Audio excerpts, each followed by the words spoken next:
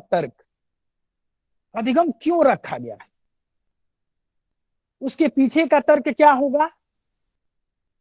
उसके पीछे का तर्क यह है कि जितना भी शिक्षण किया जाता है, इंस्ट्रक्शनल जिसको बोलते हैं डिजाइन, इंस्ट्रक्शन की जो डिजाइन होती है, जो सूचना देने का प्रारूप होता है, उस प्रारूप को यानी शिक्षण के प्रारूप को बदलने के लिए अधिगम पाठ्यक्रम में रखा गया है। यानी लर्निंग की जो विषय वस्तु है वो पाठ्यक्रम में इसलिए रखी गई ताकि जब हम इंस्ट्रक्शन डिजाइन बनाएं यानी शिक्षण योजना बनाएं तो अधिगम के प्रत्यय को समझें और उसके अनुसार हम शिक्षण की योजना बनाएं, ताकि जब हम शिक्षण की योजना बनाएं वो प्रभावी हो सके। समझ आई मेरी बात? एक यस बच्चा सर। कोई जी सर। क्यों जी रखा सर। गया जी सर। पाठ्यक्रम में? सर हाँ, क्यों रखा गया पाठ्यक्रम में? ताकि अध्यापक बनने के बाद जब हम शिक्षण की योजना बनाएं, जब हम इंस्ट्रक्शनल डिजाइन तैयार करें, तो हमें इस बात का ज्ञान हो कि अधिगम कैसे अच्छे तरीके से होगा, हाउ टू टीच। अब बात आती है कि आप जानते भी हैं कि जैसे अभी मैं बात कर रहा हूं तो यह एक विधि है और इस बातचीत में भी आप लोग कुछ सीख रहे होंगे।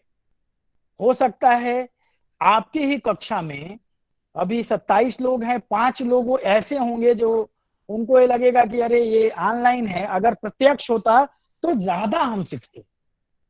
मतलब जो 5 अन्य हैं वो एक अनेक दूसरे प्रकार के विचार को बना रहे हैं। इसी को मैं पूछ रहा था कि आप विद्यालय सुने हैं, स्कूल ऑफ साइकोलॉजी, जिसको बोला जाता है संप्रदाय, विचारों का संप्रदाय या मनोविज्ञान का संप्रदाय, मनोविज्ञान का विद्यालय। इसी तरह से लर्निंग में भी लर्निंग, स्कूल ऑफ लर्निंग है। तो लर्निंग जब हम बात करते हैं तो सबसे पहले हमें बात करना पड़ता है कि स्कूल ऑफ लर्निंग कौन कौन से हैं। जैसे आप किसी भी टॉपिक में बात करेंगे, चाहे मोटिवेशन पे बात करेंगे, तो बात आएगी कि उसको मानने वाले कौन कौन लोग हैं, क्या जो मानने वाले हैं वो सभी एक हैं या अलग अलग हैं। समझ आ रही है मेरी बात? यस तो सर। जब यस सर। हाँ, तो जब इस तरह की बातें हमारे दिमाग में आती हैं कि इसको मानने वाले कौन कौन से हैं, तो हम ग्रुपिंग करना शुरू कर देते हैं। एक प्रकार के विचारों को, एक प्रकार के विचार को मानने वाले लोगों को एक जगह रखते हैं। यहां से शुरू होता है कह लीजिए कि समझना अधिगम को, अधिगम के प्रकारों को, अधिगम के कौन से प्रकार हैं, कितने लोग उसको मानने वाले हैं, कौन किस प्रकार को मानता है, लर्निंग क्या होती है, कैसे इसको कौन कौन लोग किस तरह से इसको परिभाषित करते हैं। तो वो स्कूल है। इस तरह से बहुत सारे जो है स्कूल ऑफ साइकोलॉजी और स्कूल जो है स्कूल ऑफ लर्निंग है। उसमें से 2 4 5 जो महत्वपूर्ण होते हैं, जिसमें एक आपने सुना भी होगा, स्ट्रक्चरलिज्म, जिसको हम बोलते हैं संरचनावाद। सुना है? सुना है संरचनावाद बच्चों? सर नाम सुना है लेकिन जानते नहीं है इसके बारे में। जानते नहीं है, गुड। वो फंक्शनिज्म सुने हो? हाँ या ना? उसमें कुछ ऐसी बात नहीं है, बच्चे बताओ, इसीलिए तो बात सर करना है आप। इसके बारे में कुछ याद नहीं आ रहा है। यह है कि जब आप लोग को सूचना दी गई तो आप सभी लोगों को पढ़ना चाहिए। समझ आ रही है मेरी बात? आप जब पढ़ेंगे नहीं तो जो है कैसे आपको पता चलेगा? अब मैं आपको अधिगम के सिद्धांत आपने बताए कि आज पढ़ना है। कितने लोग अधिगम के सिद्धांत पढ़े हैं? ये संगोष्ठी नहीं है, ये तो कक्षा है। और हाँ शालिनी बोलो। यस सर, अधिगम के सिद्धांत। पढ़ा है सर। तो जब अधिगम के सिद्धांत तो जब अधिगम के सिद्धांत पढ़े हो तो उस पे आया नहीं था स्कूल, अधिगम के school, learning, school of learning आया होगा। तो चलिए ठीक है, बात करते हैं हम लोग। तो जैसे आप अधिगम सिद्धांत तो बाद में आता है, पहले तो लर्निंग की बात आती है, स्कूल की बात आती है। तो इस तरह से जो है स्ट्रक्चरलिज्म है, फंक्शनिज्म है, ह्यूमनिज्म है, साइको एनालिसिस है, कॉग्निटिव है और सोशल है, और भी हैं, एग्जिस्टेंशियल है जिसको हम बोलते हैं संरचनावाद, कार्यवाद, मानवतावाद, समाजवाद, संज्ञानवाद। सुना है अब ये सब नाम? Yes sir. हाँ यस सर। ठीक है। तो ये सारे जो नाम हैं, ये सारे स्कूल्स जो हैं, ये अपनी अलग अलग थ्योरी प्रतिपादित करते हैं अधिगम के। जैसे मानवतावादी हैं तो क्या बोलते हैं अधिगम के बारे में, संरचनावादी हैं तो वो क्या बोलते हैं, जो संज्ञानवादी हैं वो क्या बोलते हैं, जो समाजवादी हैं वो क्या बोलते हैं, जो व्यवहारवादी हैं वो क्या बोलते हैं। तो इस तरह से बहुत सारे स्कूल हैं लर्निंग के या साइकोलॉजी के। तो उसमें से 2 4 5 जैसे मैंने आपको नाम लिया। संरचनावाद क्या करता है, संरचनावाद का कार्य है, इसके मानने वाले जैसे वुंट वगैरह हैं और भी कई लोग होंगे, वो कहते हैं कि हम स्ट्रक्चर का अध्ययन करते हैं कि मनुष्य का जो क्या बोलते हैं उसको, माइंड है, उसकी संरचना क्या है। तो मनोविज्ञान जब हम लोग पढ़ रहे थे, अगर आप लोग याद करेंगे, तो हमने कैसे कैसे स्टेज पे बदला था। उसी तरह से जितने वाद हैं ये सब विचार हैं। एक विचार से जब लोग सहमत नहीं होते हैं तो दूसरे विचार को जन्म दे देते हैं। संरचनावाद से सहमत नहीं हुए तो जो है कार्यवाद, जिसे फंक्शनिज्म बोलते हैं, वो आ गया। अब फंक्शनिज्म क्या होता है, वो ये बताता है कि माइंड कैसे कार्य कर रहा है, हाउ माइंड वर्क। क्योंकि अधिगम तो जुड़ा है ना मस्तिष्क से। सीखेंगे किससे सीखेंगे, तो उसको मानने वाले, फंक्शनिज्म को मानने वाले कुछ अलग हैं। फिर फंक्शनिज्म में बहुत सारी बात आती है और उसको जो है कुछ लोग मानते हैं, या फिर कुछ तर्क के द्वारा जब नहीं मानते हैं तो कहते हैं कि नहीं अब व्यवहारवाद। तो व्यवहारवाद क्या कहता है कि नहीं, माइंड का काम जो है एसोसिएशन को इस्टेब्लिश करना है, संबंध बनाना है, एक एसोसिएशन बनाना है। तो ये व्यवहारवाद वाले हो जाते हैं। साइको एनालिसिस वाले जब आते हैं जैसे, तो उसमें जो है फ्रायड और इन सबों का नाम आता है, तो कहते हैं कि नहीं, मनोविश्लेषण जो स्कूल है उसमें माइंड के अनेक संरचना की बात की गई है, लेवल की बात की गई है, उसकी अवस्थाओं की बात की गई है, जिसमें चेतन, अचेतन और Eid, ego and super ego की बात आती है। मस्तिष्क में जैसे अभी मैंने पूछा तो अभी कुछ बच्चे ने बताया कि जो है किसी बच्चे ने बताया कि सर हमें याद नहीं है ना। तो भाई हो सकता है पढ़ा है, उसके जो है चेतना में अभी नहीं आ रहा है, लेकिन उसके मस्तिष्क में यह बात है। अब वो आने के लिए किस तरह से क्रियाओं का संपादन किया जाए कि जो वह जानता है उसको याद आ जाए। तो इस तरह से जो है साइको एनालिसिस वाले थे। फिर इसके बाद बात आती है कि जो है संज्ञान वाले क्या कहते हैं, तो मेंटल प्रोसेस को बात करते हैं। मेंटल प्रोसेस मतलब कि हम व्यक्ति कैसे सीखते हैं। हालांकि यह बहुत कठिन है। एक एजुकेशनिस्ट है, वह कहते हैं कि it is very difficult to articulate what we know and how we know it. हम क्या जानते हैं और जो जानते हैं उसको कैसे जानते हैं। जिस सीखने की हम लोग बात कर रहे हैं, तो जो हम सीखते हैं वो कैसे सीखते हैं, यह बहुत कठिन है जानना। और जान भी गए तो इसको बताना कि हमने कैसे सीखा। तो इस तरह से एक संप्रदाय जो है वो बनता है, और वो लोग बताते हैं कि लर्निंग इस फेज में इस तरह से मानने वाले मनोवैज्ञानिक हैं, और वो अपने हिसाब से व्यक्तियों को रिसर्च के लिए रखते हैं और उस अनुसंधान के आधार पर बताते हैं कि अधिगम ऐसे होता है। अब बात आती है कि ये तो विभिन्न संप्रदाय, विभिन्न स्कूल हैं लर्निंग के, जो प्रतिपादित करते हैं कि अधिगम, और उसके मानने वाले ये हैं। जैसे आप हर स्कूल में जाके देखोगे, जैसे व्यवहारवाद आपके सिलेबस में दे रखा है, आपके सिलेबस में समाजवाद दे रखा है, आपके सिलेबस में संज्ञानवाद दे रखा है। तो व्यवहारवाद में वाटसन है, स्किनर है, पावलोव है, थॉर्नडाइक, ये इनका एक ग्रुप है। और व्यवहारवाद कब आया? व्यवहारवाद जब आया जब फंक्शनिज्म काम करना बंद कर दिया, जब उस पे आर्गुमेंट होने लगा, तो फंक्शनिज्म के आर्गुमेंट के आधार पे व्यवहारवाद का जन्म। और व्यवहारवाद वाले बोले कि ये सिर्फ यह नहीं जानना है कि व्यक्ति कैसे काम कर, व्यक्ति जो काम कर रहा है उसको कैसे प्रभावी तरीके से कराना है, उस दिशा में बढ़िए, तब ना बात बनती है। व्यक्ति कैसे सीखता है उस दिशा में बढ़िए। तो इस तरह से जब व्यवहारवाद आया, अब बात आने लगी कि अरे चलो ये तो ठीक है कि व्यक्ति कैसे सीखता है हम लोग जानने लगे, लेकिन ये जो जानने के लिए जो जानता है व्यक्ति, जैसे मान लीजिए एक उदाहरण लेते हैं कि 2 × 2 4, 4 हुआ, तो यह क्या है? ये पहले से निर्मित है या हमने बनाया है? तो इस तरह की जब बात दिमाग में आने लगी तो संज्ञानवादियों का जन्म हुआ। इंटरप्रिटेशन ऑफ प्रोसेस, प्रक्रिया, interpretation of mental process, cognition about cognition, यानी जो हम जानते हैं उसके बारे में संज्ञान जब हम करने लगे तो संज्ञानवादियों का जन्म हुआ। जो कि आपके सिलेबस में दे रखा होगा, पता नहीं मेरे पास सिलेबस अभी नहीं है कि उसमें कौन कौन सी थ्योरी है। तो उस तरह से संज्ञानवादी जो है, जिसमें ब्रूनर, पियाजे, इन लोगों का नाम आता है जिन्होंने अधिगम के सिद्धांतों का प्रतिपादन किया।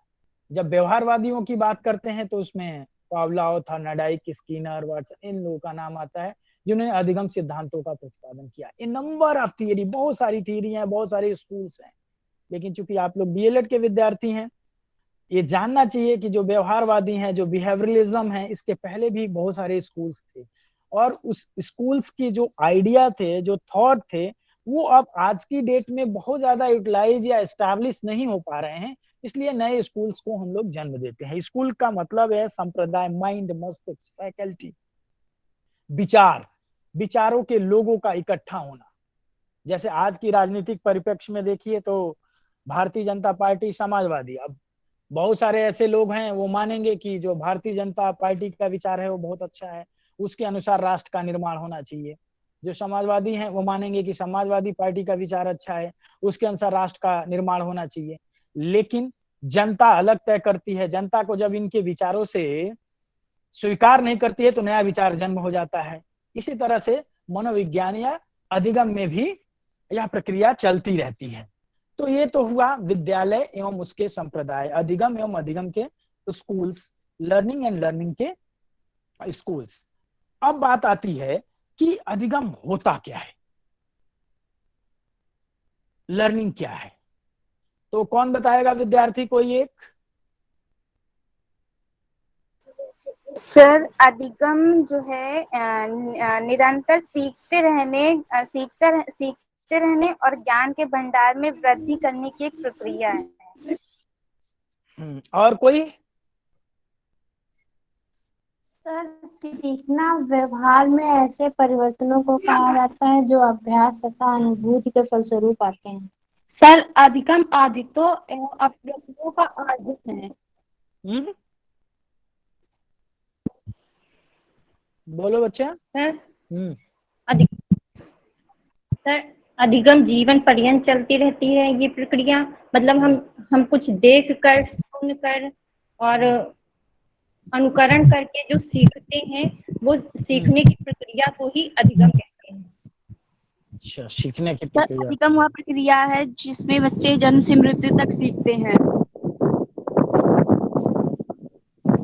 है ना। तो ऐसी बहुत सारी आपने बातें कही कि अधिगम एक प्रक्रिया है जो जन्म से लेकर के मृत्यु तक चलती रहती है। किसी ने कहा कि अधिगम, इसमें श्वेता रस्तोगी लिखती हैं कि सीखने क्षमता अथवा योग्यता की कमी या अनुपस्थिति से है ना।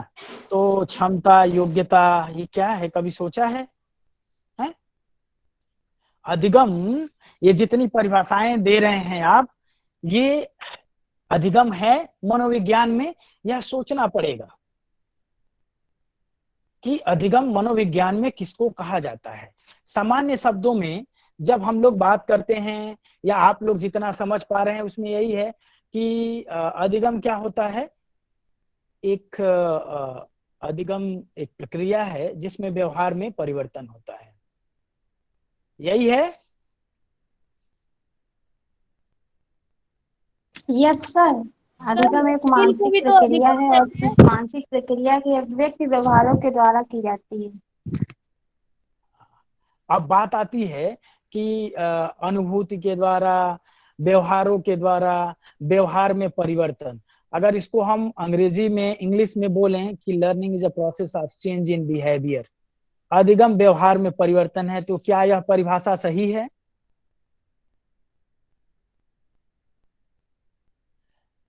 सोनी ने यस बोला सर। है पढ़े हैं सर जी, हैं? Yes sir. यही है अधिगम ये ना?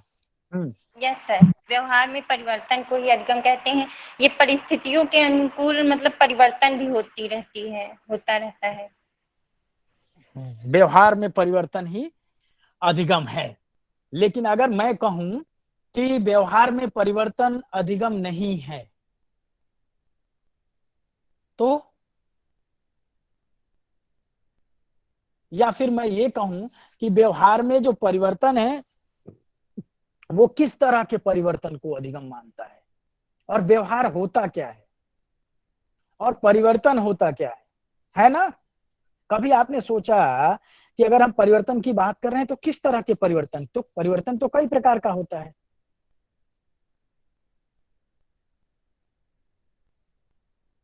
किताबें हैं आप सभी विद्यार्थियों के पास मनोविज्ञान की? सर किसी कार्य को करने में जब हम परिपक्व हो जाते हैं उसे अधिगम कह सकते हैं। किसी कार्य को करने में जब हम परिपक्व हो जाते हैं उसे हम अधिगम कहते हैं। अच्छी बात है। जो है परिपक्व, जिसको एक उदाहरण के द्वारा बताइए मुझे।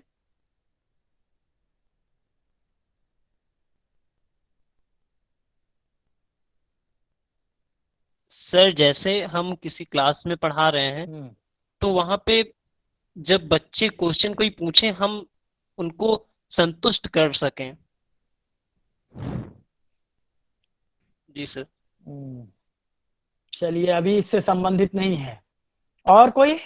आपका लेकिन एक बिल्कुल सही है कि क्या बोला था आपने? सर परिपक्व। नहीं, परिपक्व पूरा अपनी बात बोलिए जरा एक बार। सर भूल अधिगम गए? का तात्पर्य नहीं सर, अधिगम का हाँ, तात्पर्य है कि किसी कार्य को जो हम कर रहे हैं उसको हम पूरी परिपक्वता के साथ कर सकें। चलिए ठीक है, अच्छी बात है। जब हम किसी कार्य को कर रहे हैं तो उसको पूरी परिपक्वता के साथ कर सके। जरूर परिपक्वता का जिक्र अधिगम में आता है, लेकिन इस बात का ध्यान रखना है कि बिना परिपक्वता के अधिगम होता ही नहीं है। ठीक है? बिना, without motivation learning can not take place, यानी बिना परिपक्वता के अधिगम हो ही नहीं सकता। और ऐसा भी है कि अधिगम परिपक्वता के द्वारा अगर होता है तो उसको हम अधिगम भी नहीं बोलते हैं। दोनों बातें समझने की कोशिश करिएगा। मैं तो यह जानने का प्रयास कर रहा हूं कि क्या आप लोगों ने अध्ययन किया। मैच्योरेशन जरूर आता है। तो दो बातें मैंने कही कि without motivation learning can not take place. Motivation, वो sorry, without maturation learning can not take place, maturation leads to learning. ये दोनों बातें। और कोई? बुक नहीं है सभी लोगों के पास। क्यों नहीं है भैया? क्यों पढ़ रहे हो आप लोग? 2 साल में पैसा तो लगा होगा, फीस तो लगी होगी, और 200 रुपए या 50 या 100 रुपए की किताब आती है, क्यों नहीं खरीदते आप? हैं? इसलिए नहीं खरीदते क्योंकि अब आप जानते सर हैं कि जब से ऐसे हम ही तो लोग हो। के सिलेबस में ये साइकोलॉजी आया है, हाँ, सर जब से साइकोलॉजी पढ़ना स्टार्ट किया तब से तो लॉकडाउन हो गया, कहीं गए ही नहीं, पता नहीं कौन सी बुक लेनी, आपके कौन सी आपके नहीं। शिक्षकों के द्वारा बहुत सारी विषय वस्तु भी उपलब्ध कराई गई है, उसको भी आप लोगों ने पढ़ा कभी? यस चलिए सर ठीक है, वही तो पढ़ा अब है आप केवल सर। हाँ, तो अब मैं आपको यस सर, बता रहा वही हूँ, पढ़ आप के लोग तो सुनिए। बता रहे हैं। तो जो है मैं बता रहा हूँ उसको आप ध्यान से सुनिए, क्योंकि जो है अधिगम व्यवहार में परिवर्तन तो है, लेकिन प्रश्न ये होता है कि किस तरह का व्यवहार, किस तरह का परिवर्तन। क्या समस्त प्रकार के व्यवहार को अधिगम में रखा जाएगा? क्या समस्त प्रकार के परिवर्तन को अधिगम में रखा जाएगा? क्या कोई भी परिवर्तन अगर व्यवहार में किसी भी कारण से होता है तो उसको व्यवहार में रखा जाएगा? है ना प्रश्न। क्या जो अधिगम हम जानते हैं वही अधिगम है? मैंने अभी थोड़ी देर पहले आपसे कहा कि अधिगम जिसको हम लर्निंग बोलते हैं, यह तो हम जान ही नहीं सकते कि क्या है। हम जो सीखते हैं वो कैसे सीखते हैं, और जो सीखते हैं वो क्या है, इसको हम जान ही नहीं सकते। तो जो है आशीष, इसलिए देखिए मैं आपको बता रहा हूं लर्निंग क्या है। अधिगम बहुत सारी किताबों में, जैसे आप देखे होंगे, लिखा होगा, अगर आपके शिक्षक ने भी लिखवाया होगा तो लिखवाते हैं कि कोई भी काम हम क्यों करते हैं। जैसे साइकिल चलाना हुआ, टाइपिंग करना हुआ, कंप्यूटर चलाना हुआ, ये सारा काम जो है एक तरह से लर्निंग की तरफ इंडिकेट करता है। अब बात आती है कि यह सारे काम हम क्यों करते हैं? क्योंकि एक लक्ष्य होता है, उसको प्राप्त करने की कोशिश करते हैं। एक लक्ष्य को प्राप्त करने की दिशा में कुछ क्रियाओं का संपादन करते हैं। जैसे आप देखे होंगे कि जब हम चेंज की बात करते हैं, या सामान्य तरीके से आप अगर इस बात को एक्सेप्ट करते हैं कि अधिगम व्यवहार में परिवर्तन है, तो एक एग्जांपल मैं आपको दूं कि एक कक्षा में 3 धर्म के मानने वाले विद्यार्थी हैं। एक विद्यार्थी हिंदू धर्म का मानने वाला है, एक विद्यार्थी जो है मुस्लिम धर्म का मानने वाला है, और एक विद्यार्थी क्रिश्चियन मानने वाला है। और सुबह जब शिक्षक उनके सामने आते हैं तो एक कह रहा है कि जो है प्रणाम, दूसरा कह रहा है कि सत श्री अकाल, और तीसरा कह रहा है सलाम साहब। तीनों का व्यवहार अलग अलग है। क्या यह अधिगम है?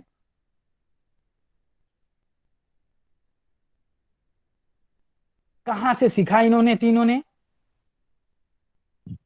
सर ये सर अधिगम है, और बात इन्होंने अपने परिवार वालों से सीखा है। जिनके यहाँ जैसे बोला जाता है, जिनके यहाँ वैसे ये लोग सीखते हैं। सीख के गए, जैसे मुस्लिम के क्योंकि यहाँ जो बोला जाता है। हाँ, अब क्या हो गया कि इन्होंने सीखा तो जरूर, व्यवहार में आया तो आदत उनकी बन गई, एक हैबिट बन गई। और वो हैबिट रिफ्लेक्ट हो रही है शिक्षक के सामने। एक एग्जाम्पल तो ये हो गया कि तीनों जो है सीखे कहां से? एक अपने परिवार हिंदू परिवार में, एक मुस्लिम परिवार में, एक क्रिश्चियन परिवार। यह हैबिचुएशन है। लेकिन इसके लिए इन्होंने कोई प्रशिक्षण नहीं लिया। इसके लिए इनको किसी प्रकार का स्टिमुलस नहीं दिया गया। इसके लिए इनको किसी प्रकार का प्रशिक्षण या किसी अधिगम के संज्ञान के बारे में पता नहीं था। वो जो देखते थे वही करना शुरू कर दिए, क्योंकि उनके परिवार में होता था। अप्रत्यक्ष ब्रॉड कॉन्सेप्ट में लर्निंग में आता है। लेकिन जब हम मनोविज्ञान में अधिगम को परिभाषित करने की बात करते हैं तो कहते हैं कि अधिगम व्यवहार में अपेक्षाकृत स्थायी परिवर्तन है। अपेक्षाकृत स्थायी परिवर्तन है। Relatively permanent change in behaviour. Learning is relatively permanent change in behaviour through reinforcement practice. अब ये बात आती है कि परमानेंट क्या है, ये चेंज क्या है, ये व्यवहार क्या है? अधिगम अपेक्षाकृत अस्थायी, व्यवहार में अस्थायी परिवर्तन है, तो प्रश्न उठेगा कि अस्थायी परिवर्तन क्या होता है, अस्थायी परिवर्तन क्या होता है, व्यवहार क्या होता है, और रीइंफोर्समेंट प्रैक्टिस क्या होती है? तो इसको इस तरह से समझने की कोशिश करते हैं। अगर इस परिभाषा को ही पकड़ें कि अधिगम अपेक्षाकृत व्यवहार में अस्थायी परिवर्तन है जो पुनर्वलन के प्रक्रिया का परिणाम होता है। हम कहते हैं कि cause, learning is a result of cause and response, कारण और प्रतिक्रिया का परिणाम होता है अधिगम। लेकिन ये जो परिवर्तन हुआ, जो तीनों एग्जाम्पल हमने आपको दिए कि तीनों परिवार के, क्या वो अधिगम था? प्रश्न, क्या वो रीइंफोर्समेंट प्रैक्टिस थी? क्या वो प्रशिक्षण था? तो इस किसी भी शर्तों में वह खरा नहीं उतरता है। जब वो खरा नहीं उतरा तो उसको अधिगम की संज्ञा हम कैसे देंगे?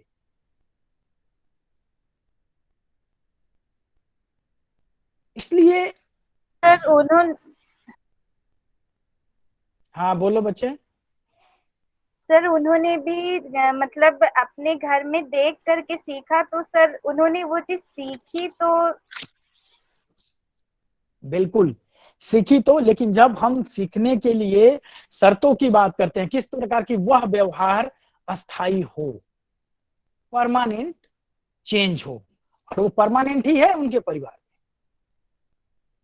और उन्होंने सीखा ही एनवायरमेंट में। कौन सा एनवायरमेंट? अपने परिवार के वातावरण में ही सीखा।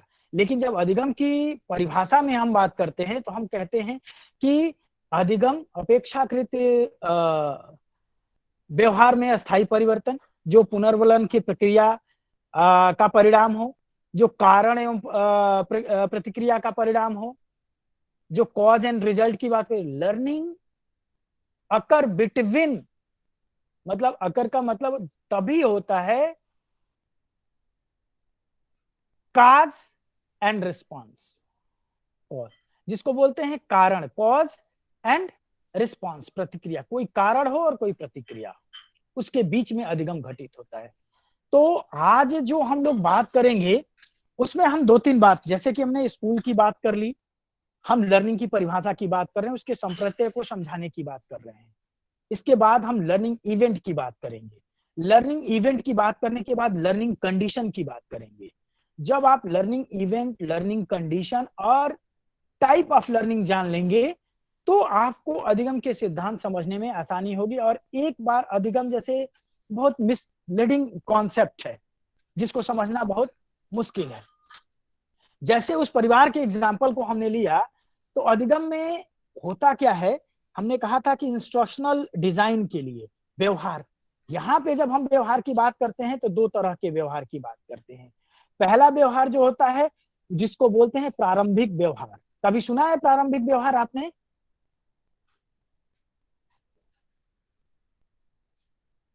इंटरिंग बिहेवियर सुना है? Yes sir. क्या होता है ये? सर प्रारंभिक व्यवहार तो अपने परिवारजनों के से सीखते हैं, जो शुरुआत में अपने परिवार में सीखते होंगे, जो बिहेवियर नहीं बाहर सभी से करते हैं।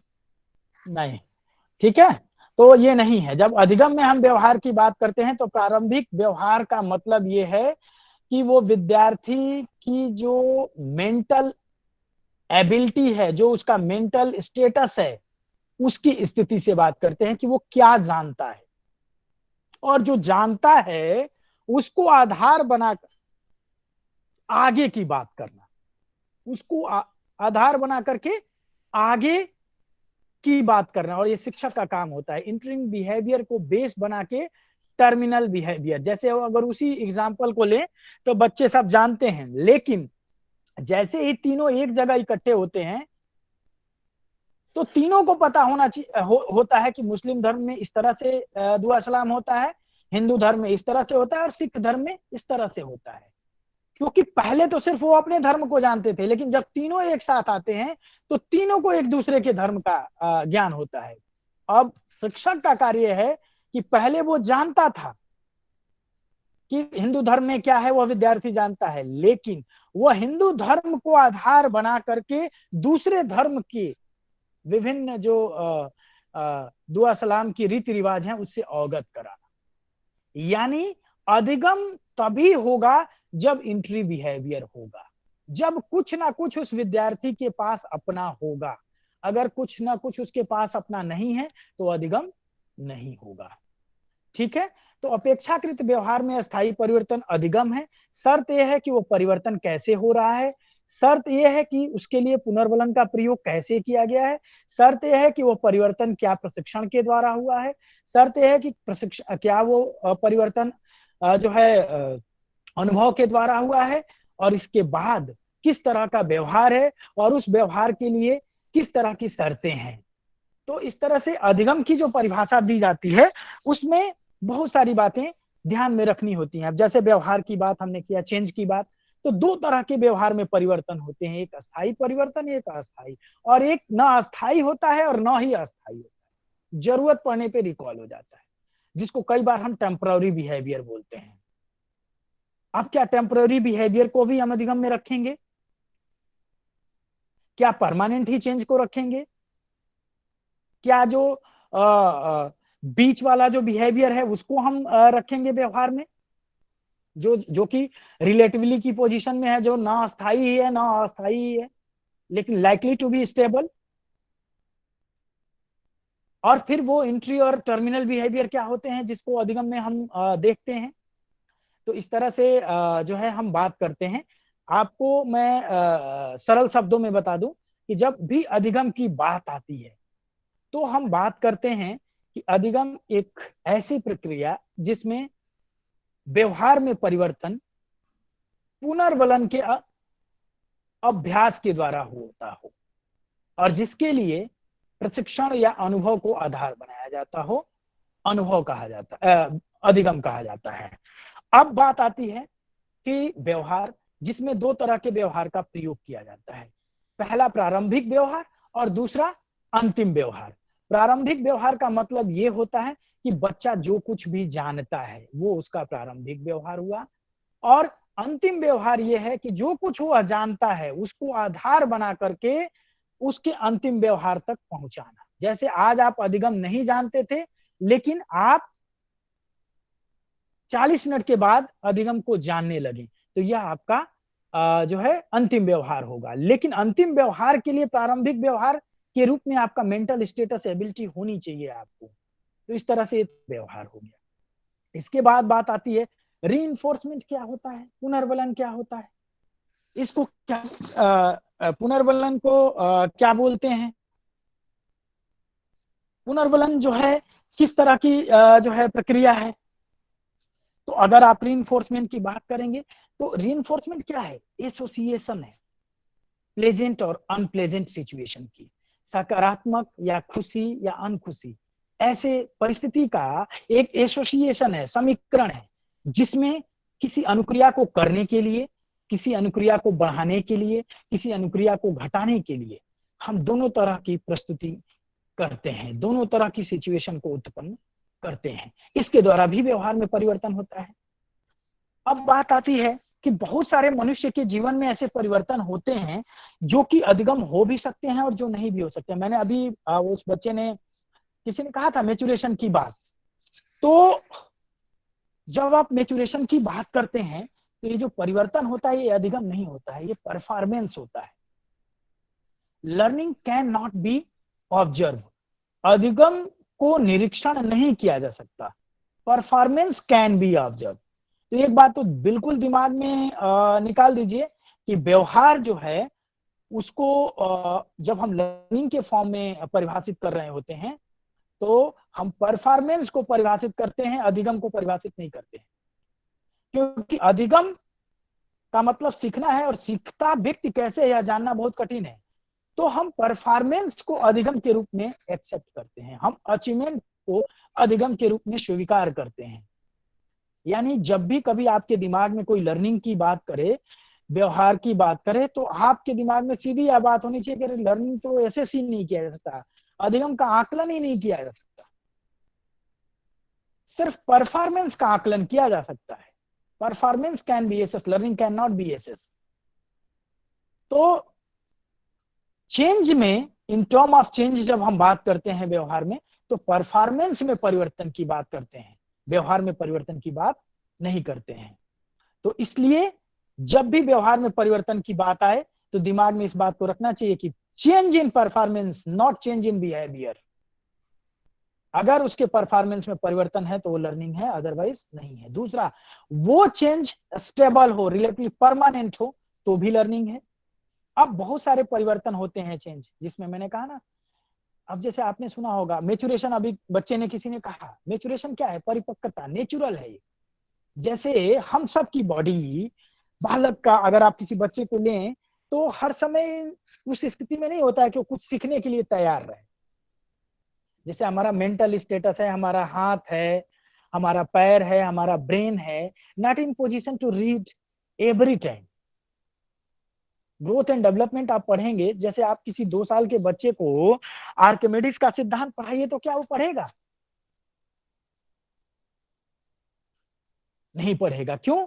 क्योंकि उसका मस्तिष्क उस आर्किमिडीज के सिद्धांत को अध्ययन करने के लिए परिपक्व नहीं है। तो इस तरह से लर्निंग में 4-5 चीजें ध्यान रखेंगे। Can we say all type of behaviour, change in behaviour as a learning? No, some kind of behavior do not furnish the example of learning, like change in behavior due to maturation। यानी परिपक्वता के द्वारा व्यवहार में कोई परिवर्तन है तो उसको अधिगम नहीं बोलेंगे। हालांकि किसी भी प्रकार के अधिगम के लिए एक एप्रोप्रिएट लेवल ऑफ मैच्योरेशन आवश्यक है। दोनों बातें ध्यान से समझिएगा। परिपक्वता के द्वारा अगर अधिगम होता है तो उसको अधिगम नहीं बोलेंगे, लेकिन किसी भी अधिगम को कराने के लिए एक एप्रोप्रिएट मैच्योरेशन लेवल आवश्यक है। पहला एग्जांपल। दूसरा जिसको हम नहीं रखते हैं, नेटिव रिस्पॉन्स। नेटिव जैसे होता है टेंडेंसिकल जिसको हम बोलते हैं, उसमें क्या होता है, कुछ ऐसे व्यवहार में परिवर्तन होते हैं जो जन्मजात होते हैं। इंस्टिंक्ट, जैसे आंखों का ब्लिंक करना,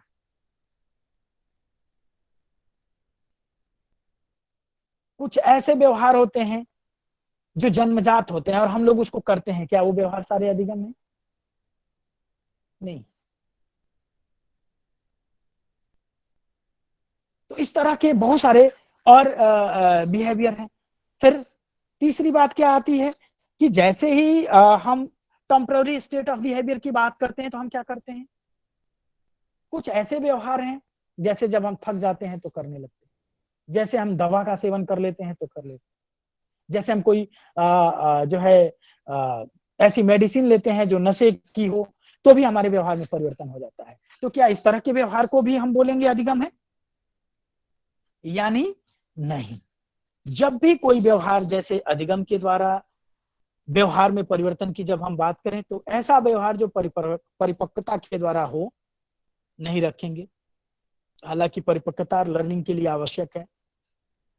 ऐसा व्यवहार जो जन्मजात हो, ऐसा व्यवहार जो दवाओं के सेवन या टेम्पररी इन नेचर हो, उसको हम अधिगम में नहीं रखते हैं। अब बात आती है कि इस तरह के व्यवहार को तो हम नहीं रखते हैं, तो कौन से व्यवहार को हम रखेंगे और वो व्यवहार बनेगा कैसे? तो अभी सिर्फ हमने बात की कि अधिगम किसे कहते हैं। अधिगम अपेक्षाकृत व्यवहार में परिवर्तन है, ऐसा परिवर्तन जो अस्थायी हो और जो पुनर्वलन की प्रक्रिया का परिणाम हो। और पुनर्वलन क्या है? एसोसिएशन बनाने का काम करता है, कुछ ऐसे उद्दीपक को प्रस्तुत करके जो सकारात्मक, जो प्लेजेंट हो और अनप्लेजेंट दोनों तरह के सिचुएशन, राइट और रॉन्ग रिस्पॉन्स लेने के लिए किया जाता है। अधिगम की परिस्थिति में, लर्निंग की सिचुएशन में इस तरह की प्रक्रिया जब हम करते हैं तो अधिगम के प्रीव्यू में आता है। लेकिन अधिगम के लिए आवश्यक है कि मैच्योरेशन के द्वारा जो परिवर्तन है वो न रखा जाए।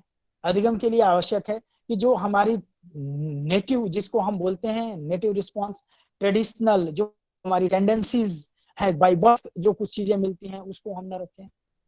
टेम्परेरी इन नेचर बिहेवियर है उसको हम अधिगम में नहीं रखेंगे। बहुत मुश्किल होता है डिस्क्रिमिनेट करना कि इस तरह के व्यवहार पर अंतर कैसे करें, तो ये अधिगम है। इसके बाद आती है बात, एक और व्यवहार होता है जिसको हम बोलते हैं इम्प्रिंटिंग, छाप छोड़ना। जैसे आपने कभी डक के बच्चे को देखा होगा, बहुत सारी जन्मजात योग्यताएं लेकर के मनुष्य और हैं।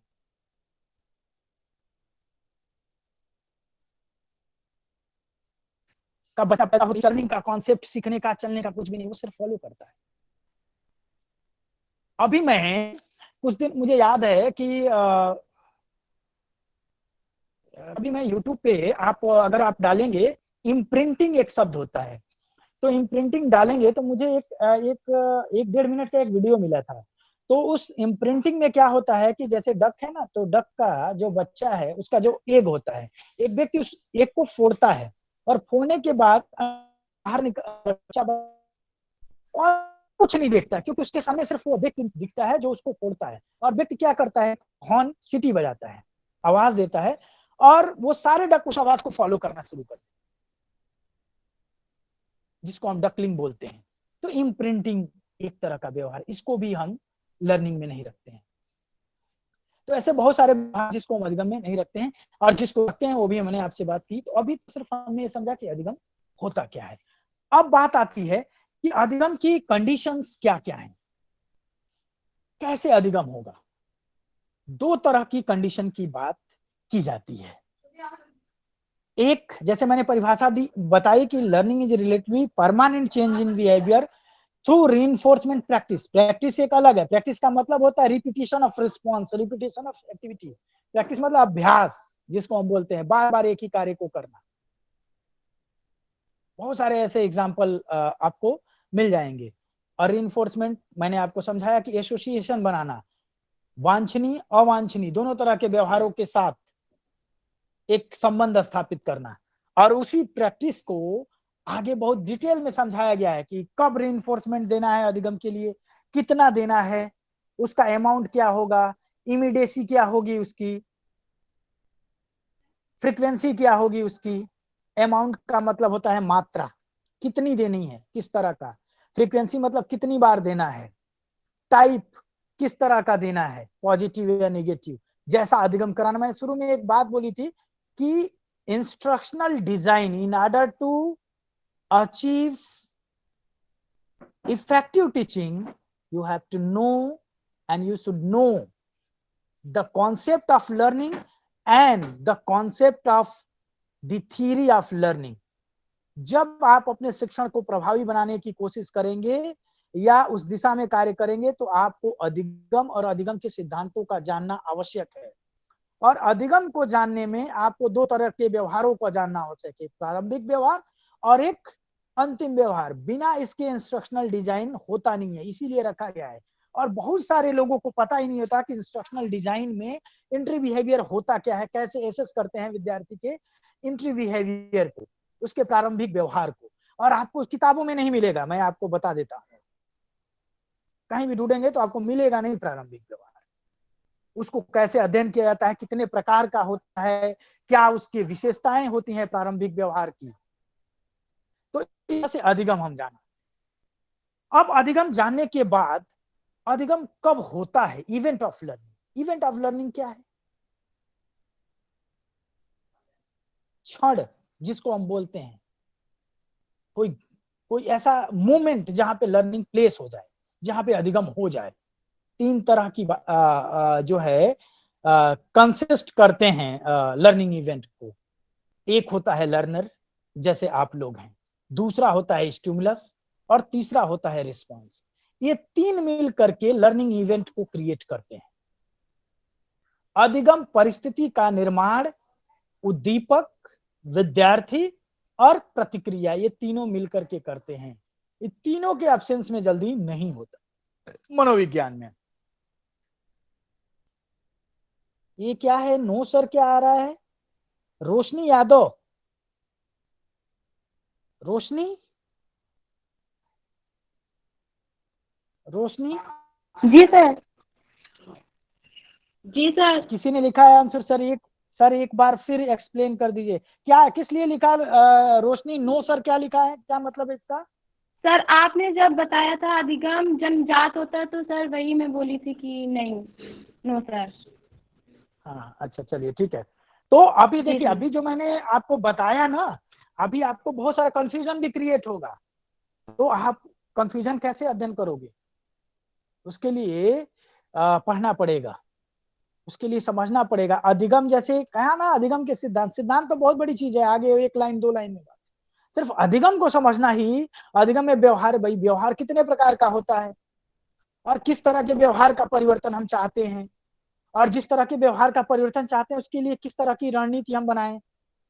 तो हम लोग बात कर रहे थे इवेंट की, लर्निंग इवेंट की। तो एक होता है लर्नर। अब लर्नर आपको पता है उसके लिए दो तरह की कंडीशन होगी, एक इंटरनल कंडीशन और एक एक्सटर्नल कंडीशन। इंटरनल कंडीशन उसकी ये है कि इनेट कैपेसिटी जो उसकी है, जो जन्म से लेकर के, जैसे बुद्धि है, उपलब्धि है, जो कुछ भी उसके मानसिक स्टेटस है वो सब लेकर के पैदा होता है, वो इंटरनल कंडीशन है, अधिगम की परिस्थिति है।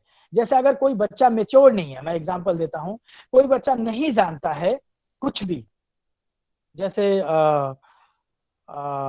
बोलते हैं कि बहुत कम जल्दी जो है सीखने की कोशिश करता है, तो प्रयास नहीं करता, वो उसका मेंटल स्टेटस उसको सीखने के लिए सपोर्ट नहीं करता है, तो आप समझ रहे हैं कि इंटरनल और एक्सटर्नल कंडीशन, तो दो तरह की लर्निंग कंडीशंस होती हैं और दोनों अप्लाई होती हैं लर्नर पे भी।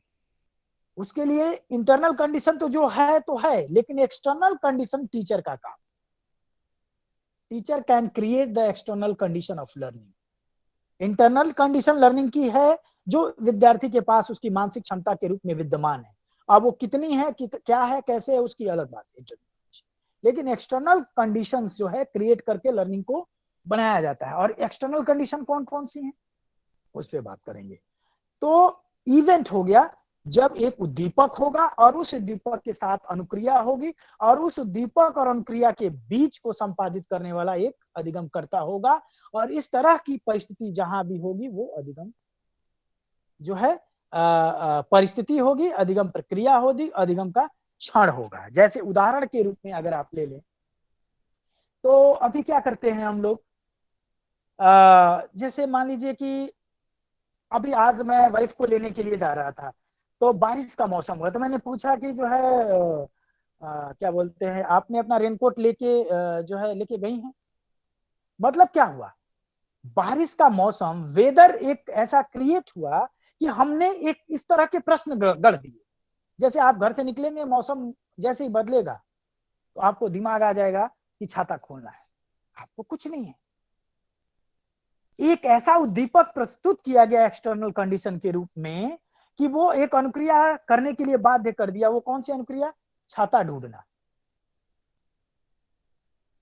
जिसको हम एक्सटर्नल कंडीशन ऑफ लर्निंग बोलते हैं।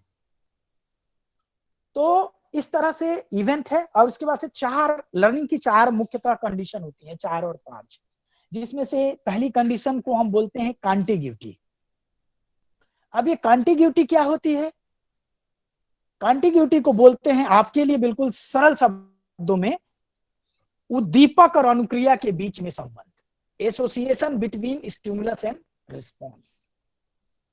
पहली शर्त, यानी अधिगम के लिए जो एक्सटर्नल कंडीशन है, उस एक्सटर्नल कंडीशन में पहली जो कंडीशन है वो कॉन्टिग्यूटी, यानी उद्दीपक और अनुक्रिया के बीच में संबंध स्थापित करके अधिगम को कराया जा सकता है। ये एसोसिएशन कॉन्टिग्यूटी है, relationship between stimulus and response. Teacher क्या करता है, वो इस तरह की सिचुएशन को क्रिएट कर, जैसे मान लीजिए कि शब्द का ज्ञान कराना है बच्चों को, वर्ड सिखाना है किसी छोटे बच्चे को। छोटे बच्चे का बहुत सारा, हमारी बिटिया है 2 साल की, उसका बहुत सारा एग्जाम्पल मैं लर्निंग में जब देता हूं तो दे सकता हूं। कोई भी स्टिमुलस, जैसे अभी थोड़ी देर पहले फ्रूटी लेके गया, बोला ये मेरा है, बोले नहीं मेरा है। ये तीसरा जो है कंडीशन है जिसको हम बोलते हैं डिस्क्रिमिनेशन, अंतर करना, मेरा नहीं मेरा है, मेरा नहीं तेरा है, स्टिमुलस। तो कॉन्टिग्यूटी का काम क्या है, स्टिमुलस के हिसाब से रिस्पॉन्स को लेना, रिस्पॉन्स के हिसाब से स्टिमुलस को जनरेट करना, बोथ। ये कॉन्टिग्यूटी जो भी आप सिद्धांत पढ़ेंगे, चाहे आप थर्नडाइक का पढ़ें, चाहे आप पावलोव का पढ़ें, चाहे आप स्किनर का पढ़ें, ये सब फॉलो करते हैं। उस सारे सिद्धांतों में कॉन्टिग्यूटी एक बेसिक कंडीशन होती है। बिना स्टिमुलस और बिना रिस्पॉन्स के अधिगम सिद्धांतों का निर्माण नहीं है। जो बिहेवियरलिज्म में है, जो व्यवहारवादी सिद्धांत है, उसमें कॉन्टिग्यूटी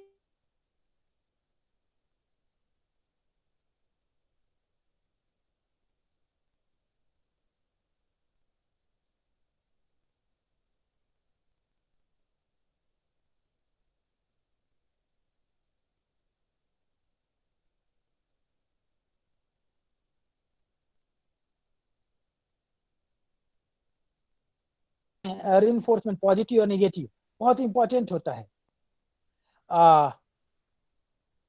पुनर्वलन के बिना अधिगम नहीं होता है। आप बहुत सारे ऐसे एग्जाम्पल हैं, आगे हम बात करेंगे। जैसे एक एग्जाम्पल मैं आपको देता हूं रीइंफोर्समेंट प्रैक्टिस का।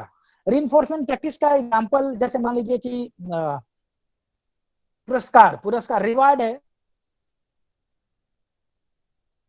और आपसे ये बोला गया कि डीएलएड में जो 90% विद्यार्थी लाएगा उसकी नौकरी तुरंत मिल जाएगी। ये जो 90% है ना, ये स्टिमुलस है, और इस स्टिमुलस को देने के लिए शिक्षक क्या करता है? इस स्टिमुलस को देने के लिए शिक्षक क्या करता है? कहता है कि इस 90% के दौरान जो है पहली तिमाही में या मंथली असाइनमेंट में 90% लाएगा, और उस दौरान वो कहता है कि 90% वेरी गुड।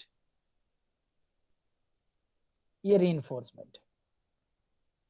और जो नौकरी वाला है वो स्टिमुलस है, और जो देने वाला है वो टीचर है, और जो लेने वाला है वो विद्यार्थी है। टीचर क्या कर रहा है? एसोसिएशन बनाने की कोशिश कर रहा है। किसमें? एक उद्दीपक जो बहुत लंबा है, 1 साल बाद मिलेगा, लेकिन बीच बीच में रीइंफोर्समेंट प्रैक्टिस। और प्रैक्टिस का मतलब अभ्यास। अब आप उस चीज को अचीव करने के लिए बार बार अभ्यास करते हैं। तो बहुत सारे ऐसे और भी एग्जाम्पल हो सकते हैं। जैसे तो दूसरा कंडीशन क्या है? Reinforcement practice. तीसरी कंडीशन क्या है? जनरलाइजेशन। जनरलाइजेशन का मतलब सलेक्शन ऑफ राइट रिस्पॉन्स। बहुत सारे उद्दीपक उपलब्ध होते हैं, और उन उद्दीपकों में सही उद्दीपक का चयन कर लेना। बहुत सारे प्रतिक्रियाएं होती हैं, उन प्रतिक्रियाओं में सही प्रतिक्रिया का चयन कर लेना जनरलाइजेशन, जिसको सामान्यीकरण बोलते हैं। ये तीसरी कंडीशन है लर्निंग की।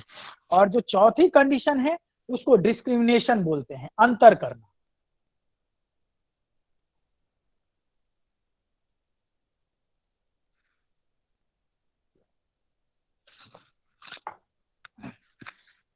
तो जनरलाइजेशन होता है।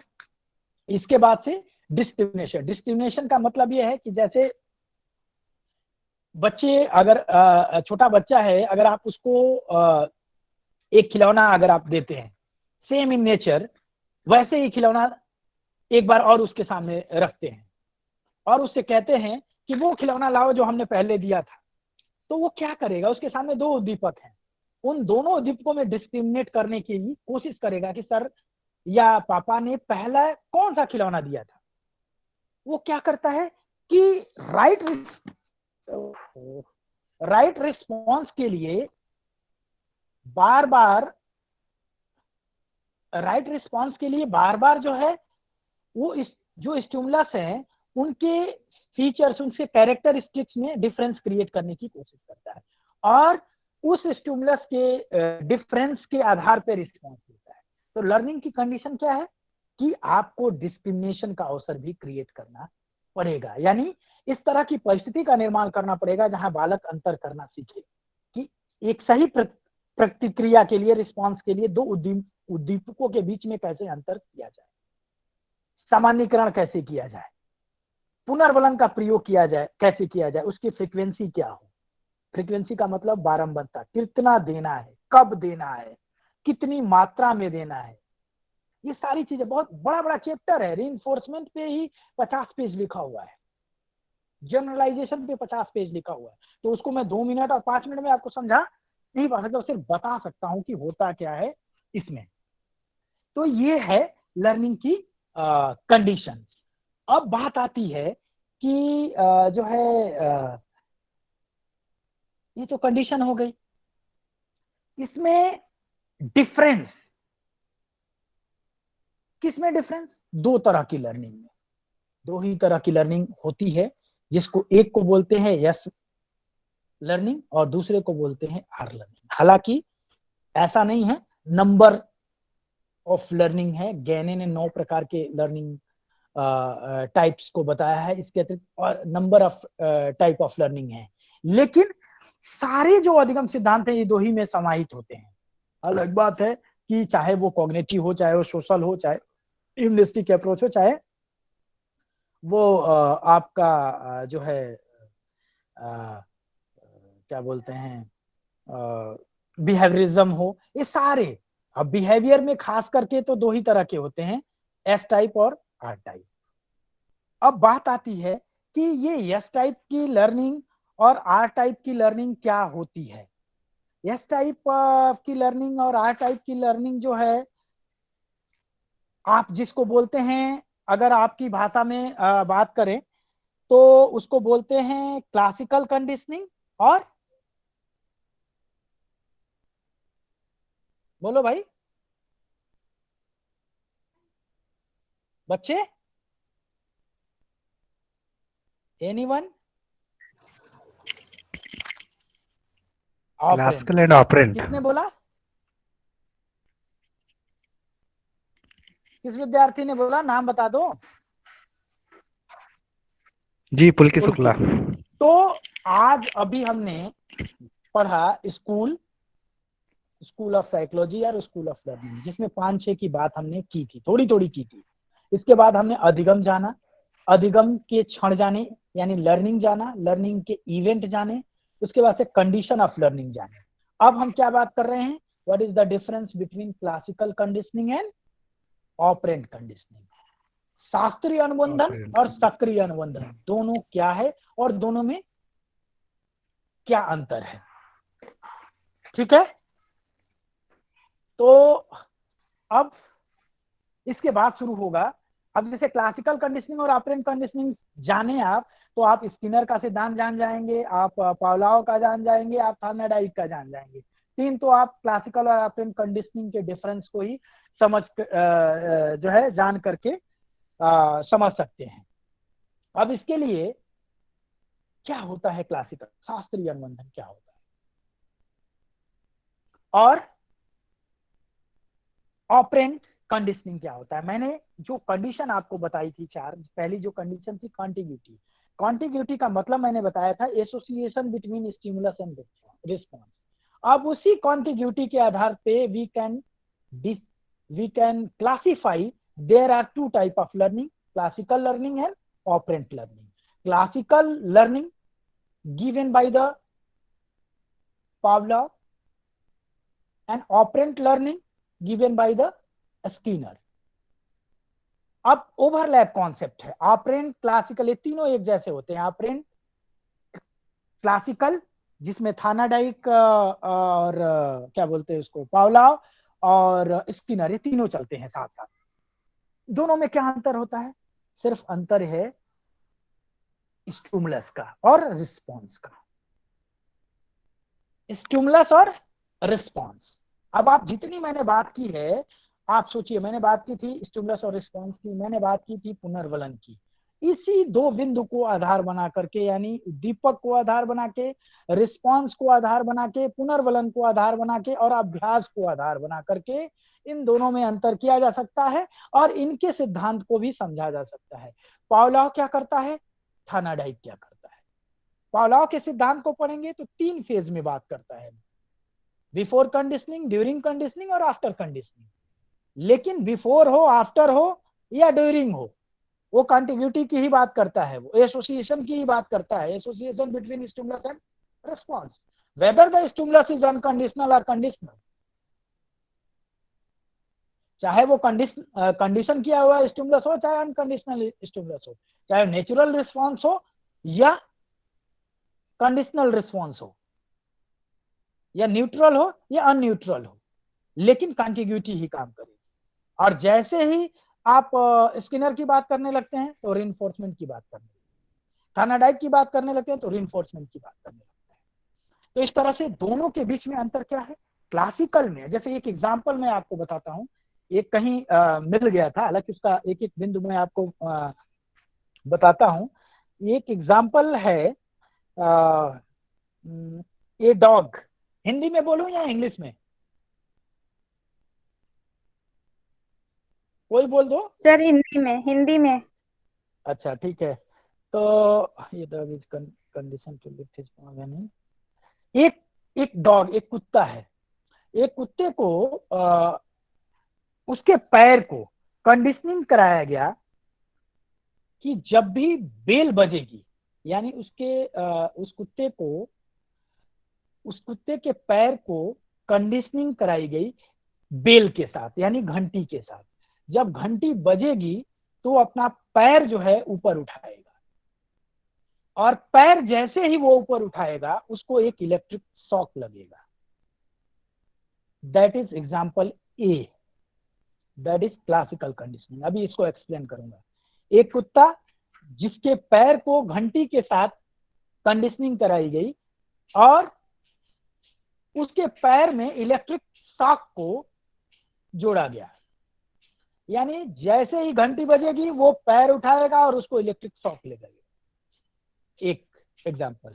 दूसरा इसी को एग्जाम्पल को जिसको हम बी फॉर्म में बोलते हैं, ये हो गया क्लासिकल कंडीशन।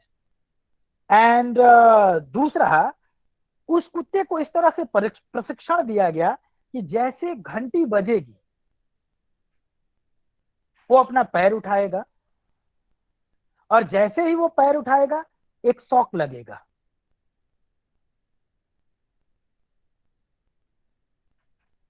और शॉक लगने के दौरान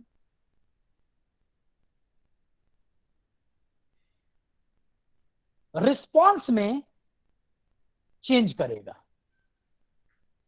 आप हमारी बात समझ रहे हैं?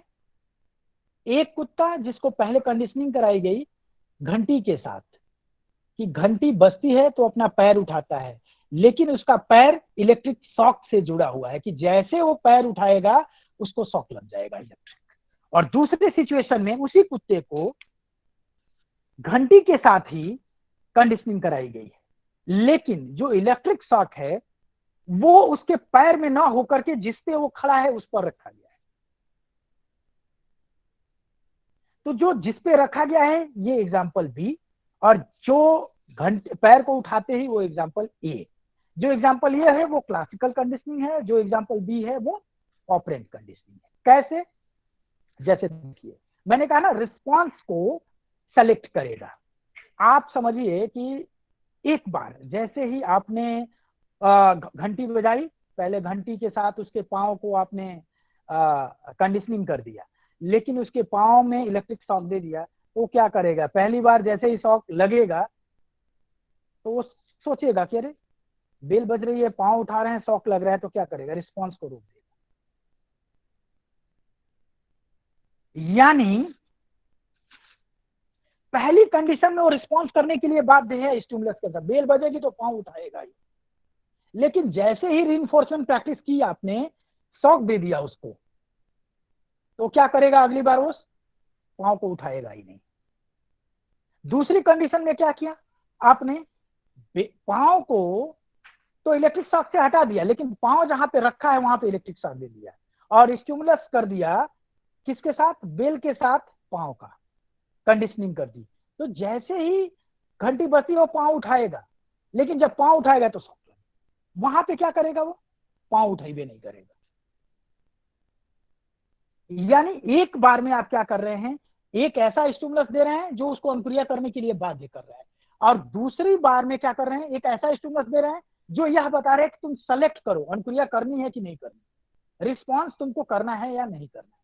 जिसमें रिस्पॉन्स करने के लिए बाध्य हो वो क्लासिकल कंडीशनिंग, जिसमें वो रिस्पॉन्स करने के लिए बाध्य नहीं हो वो ऑपरेंट कंडीशनिंग। यानी जिसमें स्वतंत्रता है वो क्लासिकल नहीं, जिसमें हाँ क्लासिकल ही है लेकिन वो करेगा ही, और जिसमें नहीं है वो ऑपरेंट।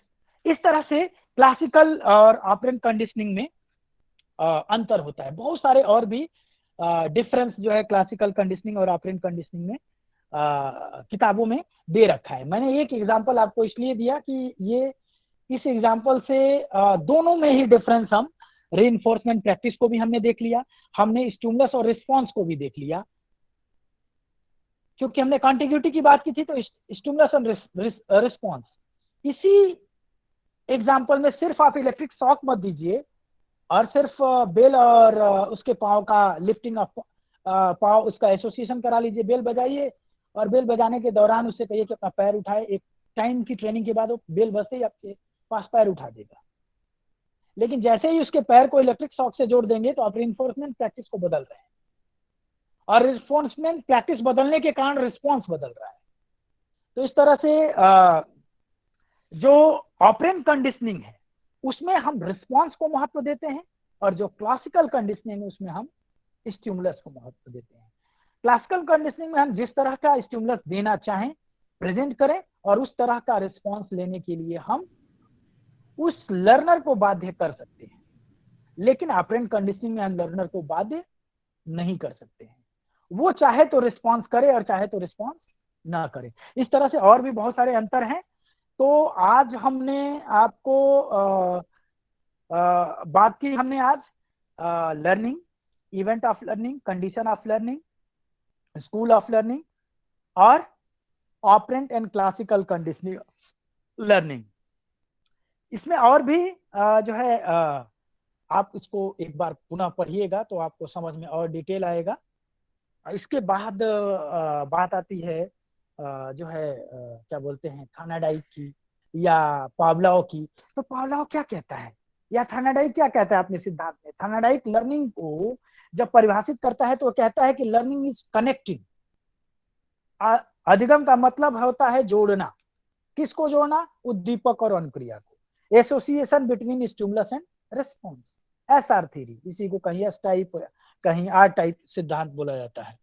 तो थानाडाइक तो इसी पे काम करता है कि उद्दीपक दीजिए, रिस्पॉन्स होगा, और उसके कुछ कंपोनेंट्स होते हैं, कुछ मेजर्स उसके पॉइंट्स होते हैं कि एक गोल होना चाहिए, उस गोल को अचीव करने के लिए बैरियर होना चाहिए, और उसके बाद से गोल को प्राप्त करने के बाद एक स्टिमुलस मिलना चाहिए। यही तो उसका सिद्धांत है थानाडाइक का। उसमें यही तो बताता है कि कैसे रिस्पॉन्स को स्ट्रेंथ करेंगे। मैंने कहा ना, सिलेक्शन ऑफ राइट रिस्पॉन्स। एक बार उसको शॉक लगेगा तो दोबारा वो करेगा ही नहीं, क्योंकि आपने निगेटिव रिस्पॉन्स रीइंफोर्समेंट उसको दे दिया है। आपको पॉजिटिव रिस्पॉन्स लेना है तो आप पॉजिटिव रीइंफोर्समेंट दे दीजिए।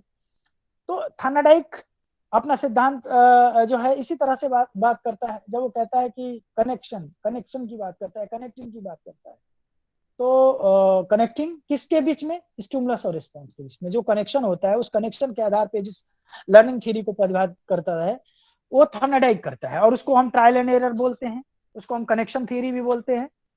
अधिगम का प्रयास एवं त्रुटि का सिद्धांत, जिसमें वो कहता है कि अधिगम के लिए एक उद्दीपक का होना अनिवार्य है, एक लक्ष्य होना चाहिए, उस लक्ष्य को प्राप्त करने के लिए व्यक्ति अनुक्रिया करता है, और उस अनुक्रिया के दौरान व्यक्ति बहुत प्रकार की विभिन्न रैंडम मूवमेंट करता है, विभिन्न रिस्पॉन्स करता है, और उसमें एक राइट रिस्पॉन्स हो जाता है। लेकिन वो अनुक्रिया करने के लिए बाध्य होता है। यह जो है थानाडाइक का सिद्धांत है। लेकिन वहीं पे पावलोव क्या कहता है? पावलोव कहता है कि स्टिमुलस और रिस्पॉन्स तो दोनों होने चाहिए, लेकिन एक में कंडीशनिंग कराइए रिस्पॉन्स लेने की। जब तक आप, ये इसलिए है कि इंस्ट्रक्शनल डिजाइन आपको तैयार करना है। इन दोनों सिद्धांतों को समझ करके आपको बच्चों को कुछ सिखाना है कि आपको कब उद्दीपक देना है, कब उद्दीपक नहीं देना है। थानाडाइक वाले सिद्धांत में एक मोटिव ऐसा होता है कि स्टिमुलस ऐसा जो हमको कंपेल करता है। जैसे बिल्ली पे वो एक्सपेरिमेंट करता है, कैट पे, तो क्या करता है वो कुछ ऐसा स्ट्रॉन्ग मोटिव रखता है, जैसे फिश का टुकड़ा रखता है। और बिल्ली के लिए मछली का तो कितना स्ट्रॉन्ग है स्टिमुलस। किसी बच्चे लोग बोल रहे हैं आवाज नहीं आ रही है, क्या मेरी आवाज नहीं आ रही है? क्लियर आवाज आ रही सर, क्लियर। बीच बीच में कभी रुकी थी 1-2 सेकंड को, कोई बात। ठीक है, तो हम लोग बात कर रहे थे थानाडाइक और पावलोव के पैरेलल सिद्धांत को साथ लेके चल रहे थे। तो थानाडाइक कहता है कि एक मोटिव होना चाहिए, और मोटिव वो कंपेल करे, हमको बाध्य करे किसी प्रकार की अनुक्रिया करने के लिए। तो इस तरह से हम अनुक्रिया करने के लिए बाध्य होते हैं। बिल्ली पे एक्सपेरिमेंट करता है और बिल्ली मछली को देख करके अनुक्रिया करने के लिए बाध्य करती है, लेकिन बैरियर भी होना चाहिए सिखाने के लिए। बैरियर क्या होता है? पिछड़ा जो भी तैयार किया होता है उसमें उसको मोटिव जो है, जो स्टिमुलस उसको लेने के लिए बहुत सारी अनुक्रिया करनी पड़ती है, लेकिन उसको पता ही नहीं होता है कि राइट और रॉन्ग रिस्पॉन्स क्या होते हैं, और रैंडम मूवमेंट करती है, इधर उधर बहुत सारे प्रयास करती है, और अचानक एक जो है राइट रिस्पॉन्स का सिलेक्शन हो जाता है। और जैसे ही राइट रिस्पॉन्स का सिलेक्शन होता है वो स्टिमुलस को पा लेती है, और जैसे स्टिमुलस को पाती है उसका सेटिस्फेक्शन लेवल बढ़ जाता है। यही performance. In order to satisfy our mental activity, हम कोई ना कोई अनुक्रिया करते हैं अपनी मानसिक संतुष्टि के लिए। तो थार्नाडाइक कहता है कि एसआर होना चाहिए, कनेक्शन होना चाहिए एसआर के बीच में, और उसके लिए वो अपनी पूरा एक्सपेरिमेंट बिल्ली पे जो करता है उसको मैंने आपको बताया। अब ऐसे किताबों में भी यही लिखा होगा जहां तक हमको, और इसके बाद जब आप उसकी सिद्धांत को आप देखोगे तो क्या कहता है कि अगर यही रिस्पॉन्स आप दोबारा करोगे तो क्या करेगा, रिस्पॉन्स जो आप इस एक्सपेरिमेंट का करोगे तो जो रिस्पॉन्स होगा उसमें जो रॉन्ग रिस्पॉन्स होगा उसकी फ्रीक्वेंसी कम हो जाएगी।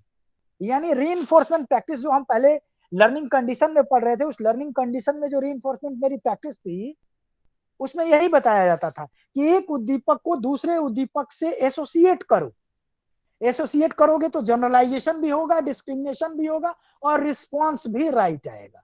जैसे ए सिखाना है तो ए के साथ बी रखो, रेड कलर सिखाना है तो रेड कलर के साथ ग्रीन कलर रखो।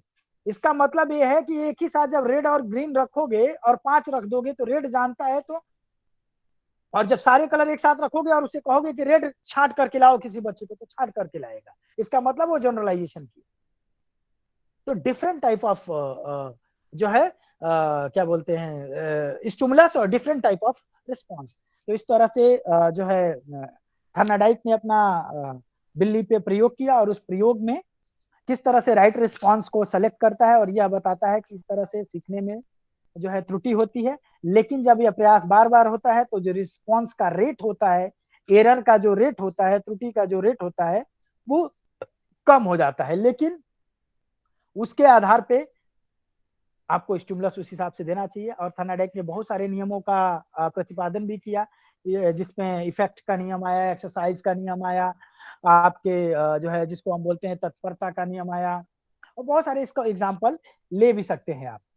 पावलोव क्या करता है, वो एनएस और एनआर की बात करता है। एनएस में न्यूट्रल स्टिमुलस और न्यूट्रल रिस्पॉन्स, और इनकी पेयरिंग कराने की बात करता है। ये भी एसोसिएशन की बात कर रहा है, वो भी एसोसिएशन की बात कर रहा है, ये भी एसोसिएशन की बात कर रहा है। तो पावलोव भी क्लासिकल कंडीशनिंग में स्टिमुलस और रिस्पॉन्स के एसोसिएशन की बात कर रहा है। इसने 3 कंडीशन में बात की है, बिफोर कंडीशनिंग, ड्यूरिंग कंडीशनिंग और आफ्टर कंडीशनिंग। पहली कंडीशन में वो क्या कहता है, पहली कंडीशन में कहता है कि सिर्फ बेल बजाता है और उस बेल के आधार पे रिस्पॉन्स कराने की कोशिश करता है। न्यूट्रल स्टिमुलस, न्यूट्रल रिस्पॉन्स, और तब देखता है कि बेल बजाने पे कोई रिस्पॉन्स नहीं आता है तो क्या करता है, बेल बजाता है और आर्टिफिशियल स्टिमुलस देता है, जिसको अनकंडीशनल स्टिमुलस बोलते हैं। वो फूड होता है, तो बेल बजाता है और उसके ठीक फ्रैक्शन ऑफ सेकेंड के बाद वो फूड देता है, और जैसे ही फूड जाता है तो उसके स्लाइवा आने लगता है। ये बिफोर कंडीशनिंग सिचुएशन होती है। एक टाइम की प्रैक्टिस के बाद वो जो उसका न्यूट्रल स्टिमुलस था उसको हटा देता है, या अनकंडीशनल जो स्टिमुलस होता है उसको भी हटा देता है। स्टिमुलस का मतलब कोई भी ऐसा ऑब्जेक्ट जो एक अनुक्रिया करने के लिए बाध्य करता हो।